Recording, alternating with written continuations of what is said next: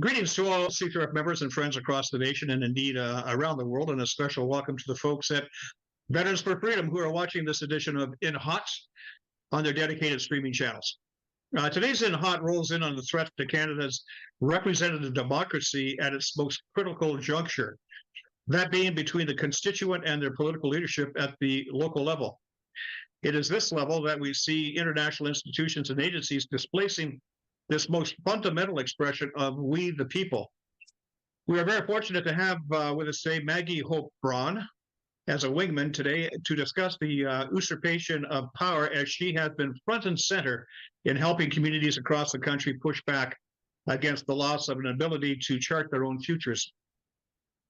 Recently, Maggie was an instrumental player in helping the community of Thorold say no to international efforts aimed at making municipal operations yield to the needs of the climate change narrative. By way of introduction, Maggie Hope Braun was born in 1985 in Muskoka. I hope we gave away your age there. I hope that's okay, Maggie. She spent her early life in Papua New Guinea. She pursued her studies in ecosystem management and later became a political activist by running for the Canadian Action Party in 2011. Maggie spent the next 12 years as a homeschooling parent, community volunteer, and board member of the Canadian Action Party and Terrace Green Thumb Society. During the COVID pandemic, she attended the Freedom Convoy of Hope demonstrations and was arrested for her peaceful protest. Later, Maggie testified at the Public Order Emergency Commission, believing that Canada's democratic systems were not functioning properly. While speaking in communities across Canada, Maggie realized the need for a citizen-led organization to bring about systematic change through civic engagement. Gather 2030 was born and now leads the Kiklia initiative, a project designed to help Canadians engage their municipalities, protect their community, and strengthen citizen-led democracy. Welcome to In Hot, Maggie. It's a real pleasure to have you on board and talk about your activities, which are of great interest to anybody who lives in a municipality in Canada, I'll tell you that. And I just thought I'd start by, I noticed that you are very, very active in Thorold in getting them to turn the partners for climate protection away from their town. But you're from Peterborough, and you have a Peterborough delegation. Could you flesh out that delegation? What is that all about in Peterborough? So Peterborough is where I'm from, and after the last couple of years, of course, there's many citizen-led groups and people active in their communities and all across Canada, and Peterborough was no different. So we have lots of different events here and activists and groups that are doing different things, and I'm all about networking. So I think it's really important to get together and support each other's initiatives and bring this big network that we already have together and just connect it. So I was doing that work here in Peterborough and found a few people who were attending the town councils, and one gentleman in particular was very interested in addressing the declaration of climate emergency that Peterborough enacted a few years ago. Mm-hmm. And of course, that with my environmental background, I was very interested in helping him with that, knowing that the science behind climate change was more nuanced than the media and certain organizations will have us believe. So we decided that instead of just rallying the troops on a Saturday outside City Hall when nobody was in the building, that we would start going to our council meetings and speaking as delegates. And the time came when we could speak to the environmental committee reports, and that was really the first big delegation that spread throughout the network or across the country, and really identified the fact that, Agenda 21 was signed in 1992. And it appears that ever since that time, our country is being governed by the direction of a lot of different international organizations. And one of those organizations we don't hear a lot about, and it's called ICLEI, the International Council on Local Environmental Initiatives. And we went in and we shared our concerns about their environmental report, which talked about how during the COVID lockdowns, our travel patterns had been modified and that they were looking to continue to target our mobility as a means of reducing greenhouse gas emissions. Wow. And at the end of my delegation, we just reminded them that, this sounds like a violation of our mobility rights, and they should look into that. And also, that no matter what Canada has agreed to at the national level, no level of government has the authority to implement foreign agendas in our country that go against our Canadian Constitution and so on. So, and our charter rights. Of So, course. so it was a great 5-minute delegation. It went viral. Everyone started realizing that we can go to our town halls and start voicing our concerns about the action items that are related to Agenda 21. So that began a lot of research and brought together a lot of people that were interested in researching this, and connected me with Elizabeth Marshall and many others. And just, a couple weeks after that first delegation, we went to a small town in rural Peterborough County, Duro-Dummer, and they were about to pass the official plan for 2050 for the entire county. It's a UN-driven plan. Yeah. And we went in and did one delegation. We filled the room with 65 people. We voiced our concerns respectfully and empowered that council to delay the official plan. And the next day, their little rural council went to the bigger meeting for the county, voiced the same concerns, and Good. almost all the mayors and councillors agreed with it, and they all delayed the official plan. So it shows that civic engagement can work. Wow, that is just absolutely fantastic. And, I really like the idea of going from the local up because it sure seems like going top down to try to fix things is just not working. And I would use your experience with the Freedom Convoy 2022, getting arrested for peacefully demonstrating as proof of the fact that top down is a really problematic way to go in today's Canada. What I'd like to do is I'd like to cut away to a newspaper article that talks about Thorold, because you took your approach to Thorold and to their town council, and here we have a share of an article from the Thorold today, and they talk about partnership dissolved. Thorold pulls out of climate program, and this was basically you and your organization. I just want to roll down here to this highlighted portion that says the Partners for Climate Protection Program, that's PCP, is administered, this is what was turned down, is administered by the Federation of Canadian Municipalities and ICLEI, that International Council of Local Environmental Initiatives that you mentioned, otherwise known as Local Governments for Sustainability Canada, and received funding from the federal government. So I wanted to throw this up here because there's a lot involved here. These organizations that are coming to these small towns, communities, and cities, larger cities, are not, one-ofs. They're not just of themselves. They're really hooked in together with a whole lot of other organizations and have access to federal funding. As a matter of fact, more than 500 municipalities have signed on to this free program, which provides members with tools, technical support to help them meet the program's 5 milestones: creating an inventory of greenhouse gas emitters, setting a target level for reduction, developing a plan, implementing a plan, monitoring the impact. Now, it says the program is free, so councils can jump in and get access to this stuff for free. I'll just stop sharing there. But how free is it to the communities? Once you have these organizations, international organizations, directing your municipal operations, is it free to the community, to the taxpayer? How much is it going to cost them to go down this road? Do you have any idea?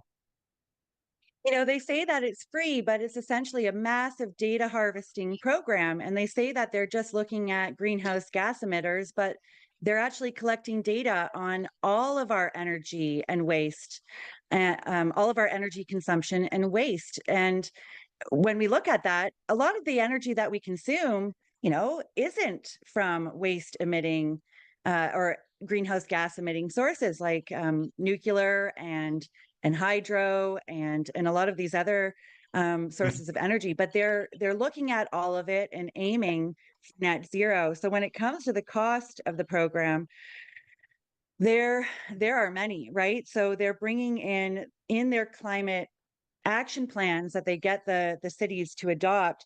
They have, along with it, the purchase of a new municipal fleet updated to EV electronic vehicles. They Yeah. bring in new green building standards that aren't legislated by the government, but create a whole bunch of red tape and make the whole construction industry, it's just getting it all stuck up in these unnecessary policies and Well, mandates there. those The are huge costs. And, I've always wondered, really from a common sense perspective. I mean, Yeah, Canada, it's a known fact that Canada contributes about 1.5, 1.6% of the world's greenhouse gases. Okay, very, very, very, very small amount. And now, if you look at a community like Thorold or Peterborough, well, I mean, that portion of 1.5% is minuscule. It's negligible. It's nothing. So to think that you're going to change, save the world by doing this stuff at your level and incur all these extra costs while you're doing it, it sounds like it's just money being flushed down a black hole because you're not going to achieve anything worldwide.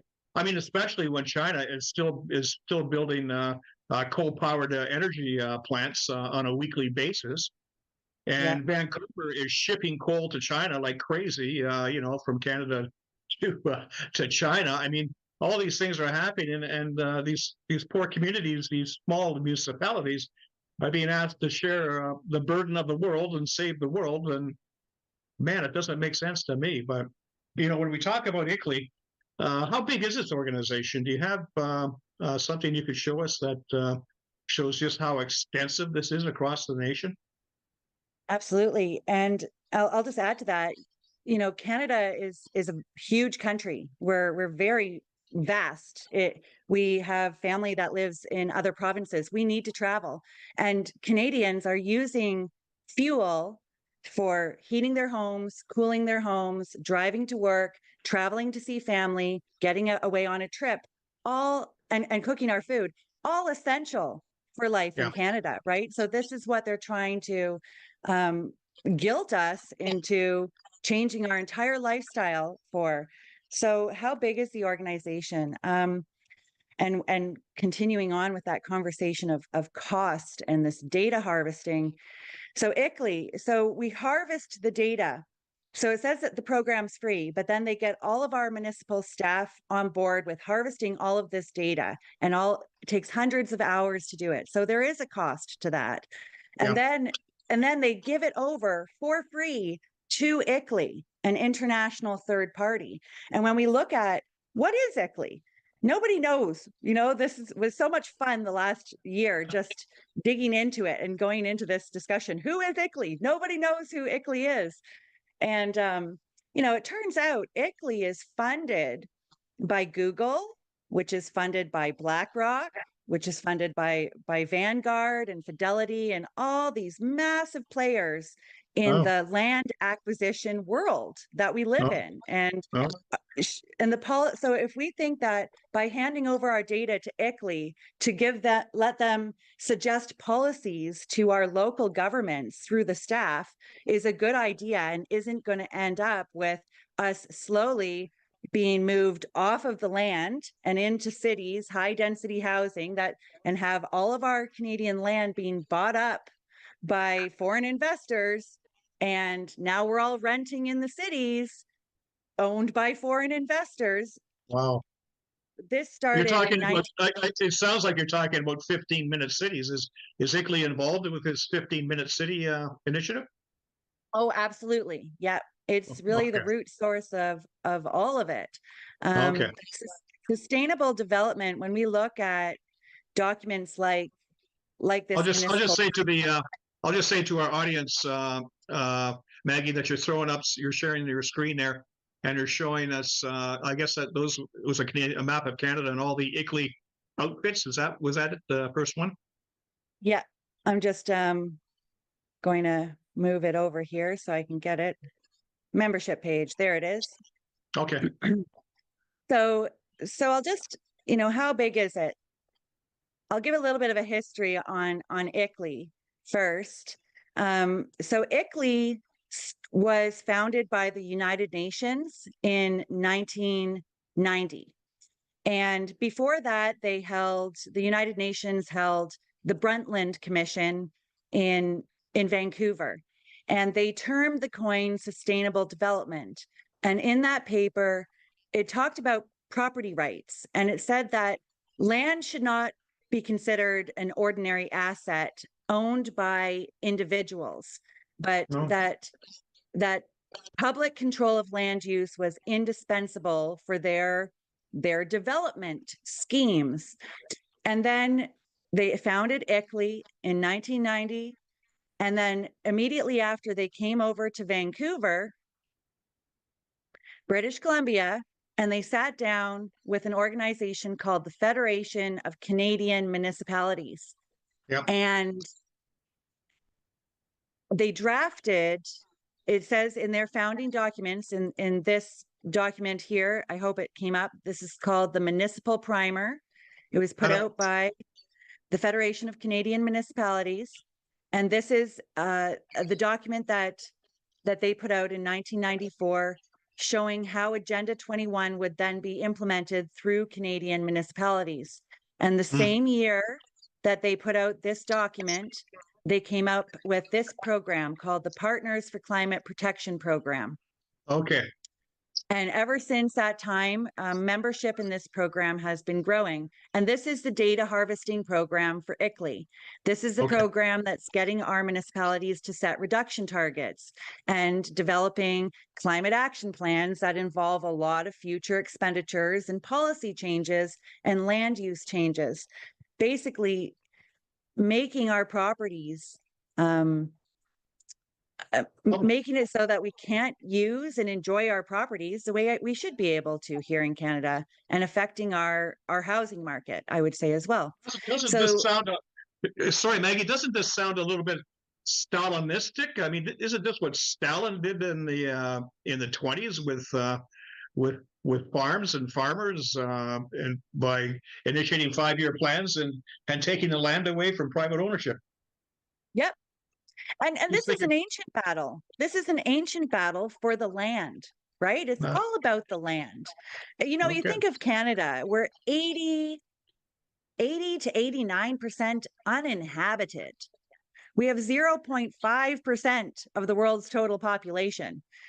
We don't have a land problem. We should each have easily 100 acres just given to us at the onset of our birth here in Canada. And yet you look at Winnipeg, they're coming out with their new official plan. And I think they want, about, don't quote me on it, but they want like 400 people or something like that on 1 acre. That's their, or maybe I got that wrong. Hold on. Okay. Well, Probably you're thinking not. about, yeah, that sounds like putting everybody in the same acreage. Sounds like a great way to go, doesn't it? Yeah, but that municipal primer, it talks about driving future population growth to settlement areas. So really, they want us off the land and they want us in urban areas. So that's what we pointed out with the official plan in Peterborough County, is that they were limiting the future population growth in the rural townships and driving it all to the urban areas. And that if the councillors just passed this without any resistance, that they would be the ones to sign the death sentence for their municipalities. And so they decided not to pass it, which was fantastic.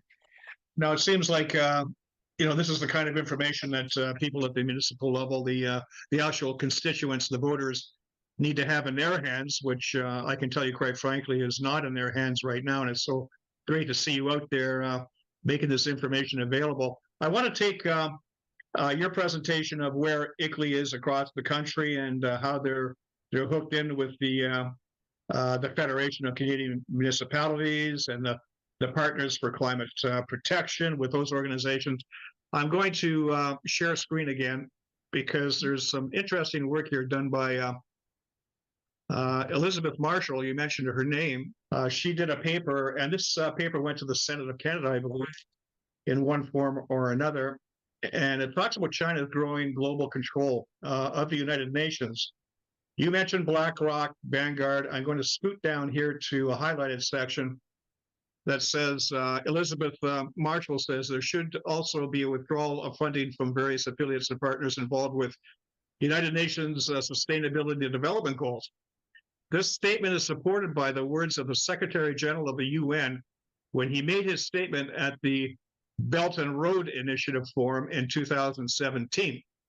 The aforementioned is also supported with the knowledge that since 2007, this was what got me, the Undersecretary General for Development, Economic and Social Affairs advises the Secretary General of the United Nations on all development-related issues, including climate change, internet governance, financing for development, and has been a member of the People's Republic of China and is a Communist Party member. So that's since 2007, we've had this critical role advising the Director General of the United Nations, being a Communist Party of China member since that time.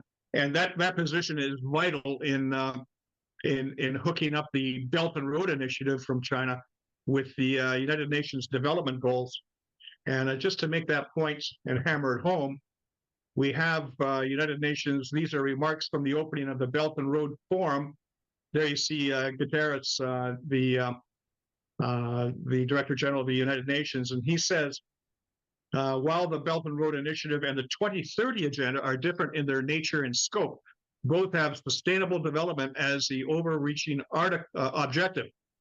Both strive to create opportunities, global public goods, and win-win cooperation, and both aim to deepen connectivity across countries and regions, connectivity in infrastructure, trade, finance policies, and perhaps most important of all, peoples.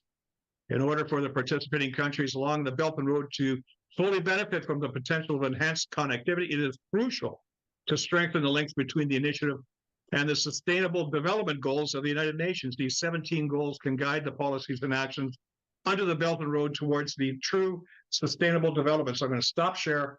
And this is scary because what we're saying is that the ICLEI that you put up on your map is hooked into this whole climate change Agenda 21, Agenda 2030, and that's all coming out of the United Nations with 17 sustainability development goals, and that's all hooked in with the Chinese Belt and Road Initiative, which is controlled since 2007 by Chinese Communist Party members.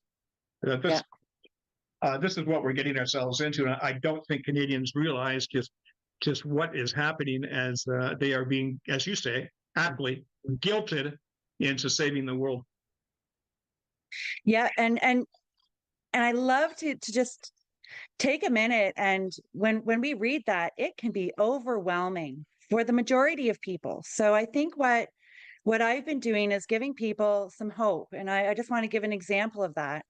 All across this country, we have NGOs posing as local NGOs for sustainability.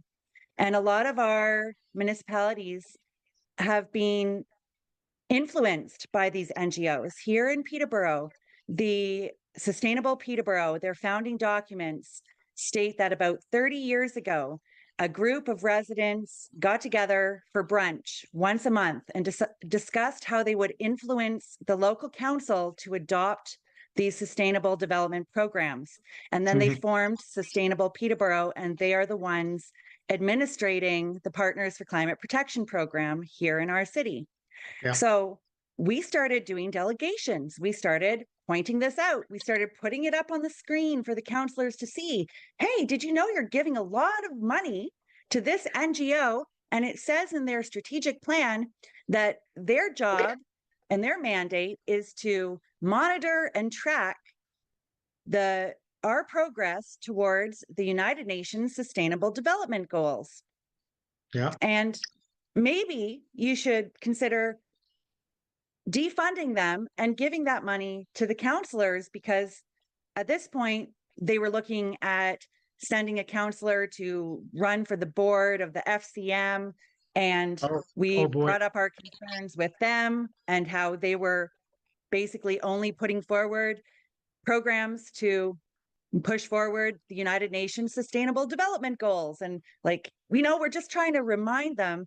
And at the end of the day, the city of Peterborough, whether it was because of this or not, they're no longer funding that NGO anymore. They've pulled the funding as of next year from that organization. So sometimes it's just a matter of turning the lights on and somebody just going in there and saying something about it, right? Because what we're finding in the councils is there's a couple counselors that can really hear this information and realize that we are right. And then there's a bunch of them in the middle that just want to do what's popular, and they don't want to. So when we bring this forward, they realize, this is a pretty unpopular decision to continue down that road. And then there's one or two counselors that are kind of bullying and pushing the program. And that becomes really obvious when you're in a room with them, right? Yeah. So, and when you start doing press releases about your delegations and all these great civic engagement strategies that we can utilize. And at the end of the day, I feel like we're going into the councils, we're turning the light on, and all the staff and counselors that push the program, they basically quit and run. So that's what happened in Thorold. And it's like two staff and one chair quit because of this work. And I think it's fantastic. That the vote at Thorold to dump the PCP program was I think 7-1, and the one who voted against it was the best he could offer was, well, we're going to be left behind. I mean, like, that's a reason to spend all this money and time and effort and give up all these freedoms because you might be left behind. If that's the best you can do, then I'm sorry, but people are going to vote no.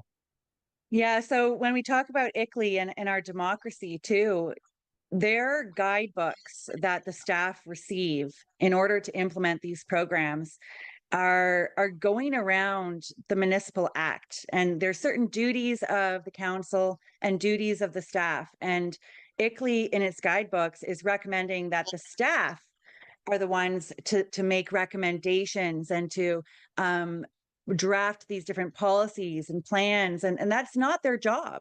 So that's what extremely worrisome, Maggie, because what you're describing there is a situation where the staff, in consultation with an international organization, begin to take over the democratic process. So you, as a constituent, you elect a counselor, you elect someone to city council, but it doesn't make a matter one way or another, because the town is being run by the staff who's being run by an international organization. It's representative democracy is being flushed down the toilet. And another aspect for your viewers of interest is here in Canada, the municipalities are under the jurisdiction of the provinces. According to the Constitution, they're under the exclusive jurisdiction of the provinces. And now what we have is an organization, the FCM, working with ICLEI, an international organization, offering free programs to our municipalities and essentially bypassing the provinces and bringing in all of these programs, right? So, and affecting massive change at the local level in that way. So, and then on top constitutionally, of that, there's an issue. So we've got our democracy is being end run at the local level because the staff has taken over the operations, and at the provincial level because they are not being informed of what is happening when in their jurisdiction. And I would also just suggest it's happening at the federal level, where money is being made available for all these usurpations of power, political power, to happen. So we've got a 1, 2, 3 combination punch going on here. We do. And when we look at the Partners for Climate Protection program, for instance, it's being funded by the federal government, administrated by the Federation of Canadian Municipalities. But at the end of the day, they have waived all liability for the adoption and implementation of this program. And they don't tell our councillors that. You know, in the joining resolution, when that 3-page joining resolution comes in front of them for a vote on a Tuesday evening over the last 30 years, there's no mention of the fact that the funders and administrators of the program have waived all liability for them to adopt it and implement it. So this is how they're getting them to do it, right? They say it's free, it's voluntary, you can leave at any time, we're going to help you save the world.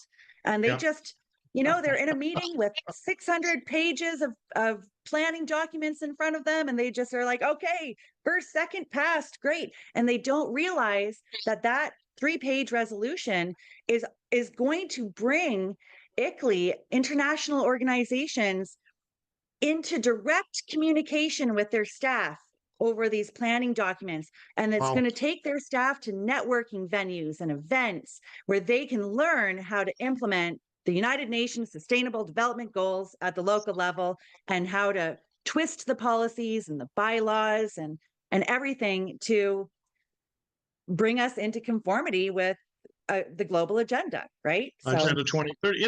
Isn't this kind of diabolical? I mean, this is kind of they got us, on all sides. They got us hemmed in here, and I guess all we can do is disagree and volunteer to stay out of these programs, because, as you say, it's voluntary. So we can say no, and Thorold said no, and Peterborough said no.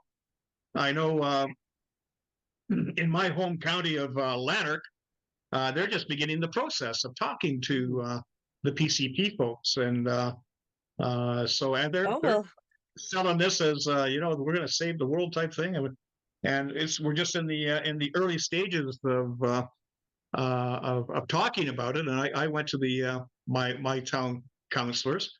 I said, well, we should have a public debate on this. And no, the response was, well, thank you very much for your opinion. We really appreciate it. See you later. Sayonara. So interesting. Yeah, very interesting. And it appears that it's maybe time to flash up your strategies and tactics and get involved respectfully. Yeah. So after so many people have reached out, this is the problem all across the country. We saw the map. They've taken over 500 municipalities. That's impacting 98% of the population already. We want this to stop. We don't want them to get adopted in any more municipalities. So what I've done is a full report on the program, laying out what the program is, what all of our key concerns are with it. And from that report, we're sending that to all the councillors all across this country. And so that is a report that we can work with a small group in Lanark County to send this to the councillors there. And I honestly think this report, a couple delegations, a couple follow-up emails, and a couple press releases is really all it's going to take for them to back off, because we have very legitimate concerns, and we're voicing them in a respectful, diplomatic way. And we're giving the councillors an opportunity to bow out of these programs and preserve their dignity, and just really paving the way for them. And at the end of the day, in Thorold, we saw, they started off by calling us conspiracy theorists when we went in there and dared to mention a few basic facts about CO2. And then by the end of it, they were writing a respectful article on it, right? Yeah, so that's very true. What a great energized conversation we're having, Maggie, because not only are we're providing the folks a little bit of education, but looks like we're also initiating a little bit of action here in Lanark County anyway. So that's fantastic. Now, before we wrap up, is there anything our C3RF members, Veterans for Freedom members can do to help out? Absolutely. So KICLY is obviously the name of the initiative that is kicking the International Council out of local environmental initiatives. We have kicly.substack.com. That is a newsletter that goes out, not just, at this point, we have about 5,000 people signed up of concerned citizens from across the country. By the end of this week, we're going to have another 500 people, 5,000 signed up. And that is all of the elected representatives at the municipal level across the country will be receiving that email. So that is going to be a resource that when I put out an email, we're essentially sharing information with the counselors so that they can make better decisions. And we're also re-educating the communities and the counselors. And so I'm recommending that people follow up with their counselors when, subscribe to that newsletter and then copy and paste that into an email and follow up with your counselors and invite them to coffee. A lot of this happens behind the scenes. How do we influence people, right? How do we win? Yep. I want to win. I don't care if they back out quietly, right? I just want them to back out. And so this is a great book. This was written by Mary Baker in the States. It's called Citizen Ninja by Mary Baker, Stand Up to Power. It's all about helping ordinary people stand up to power and make a difference in their community. Some really great, psychological tips. Oh, you can't really see it, but there's pictures in here. It's designed to be about a 2-hour read, and it'll make you 100 times more effective in your communications with your community and your councils. So I don't know about you. I just want us to win. So at the end of the day, a 2-hour read and subscribing to a newsletter that's going to give me the right words to communicate these concerns to our counselors is a great place to start. And we also have the website kicly.ca, so people can check that out, and they can join KICLY Canada on Facebook. In a couple of short weeks, we're at 3,000 members and growing across the country. So the ground. Okay. How do you spell KICLY? KICLY.ca. Yeah. How do you spell KICLY? Yeah. KICLY is KICLEI. So we put a K in front of ICLY, and we even made our website look like ICLY's website. So we're having fun with this. I love your enthusiasm and your energy, Maggie. It's fantastic. I think when we close down this in hot, I think I'm going to run right down to my town council, my city hall, and start talking to people. Okay. I'll make sure you have my draft report, and you can just go from there. Okay. Well, thanks so much for this, Maggie. It's been really educational, and I know folks will be very, very pleased to hear the information that you have brought forward for them. I'd like to thank you on behalf of C3RF and wish you all the best in your future endeavors here as you go across the country and expand. Great. Thank you very much. Honored to be here. Okay. Thanks again, Maggie.